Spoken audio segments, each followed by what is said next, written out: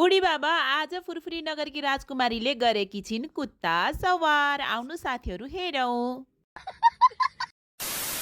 खासमा साथीहरू आराध्यको मामाहरू आउनुभएको छ काठमाडौँबाट। त्यही भएर आराध्या मामाको पछि पछि लागेर आएकी छिन् क्रिकेट मैदानमा।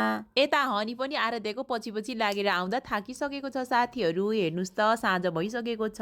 यता अनमोल आराध्यहरू भने मामासँग क्रिकेट खेल्दैछन्। आराध्यको मेन काम भने मामाहरूको बललाई टिपेर लिएर आउने खोजेर ल्याउने काम हो। हेर्नुहोस् त आराध्यलाई यो ह्याट कति राम्रो देखिएको छ। अब भने पालो अनमोलको ब्याटिङको साथीहरू। अनमोलले भने ब्याटले बललाई यति टाढा उडाइदिएका छन् साथीहरू। अनमोलले खासमा बलै हराइदिएका छन्। यता मामाहरू भने अनमोलले सितिमिति हान्दैनन्, हाने भने बलै भेटिँदैन भन्दै बल खोजिरहेका छन्। बल बल अनमोलले हराएको बल चाहिँ भेटिएको छ साथीहरू। बल चाहिँ परालको भित्र कुनामा लुकेर पो बसेको रहेछ।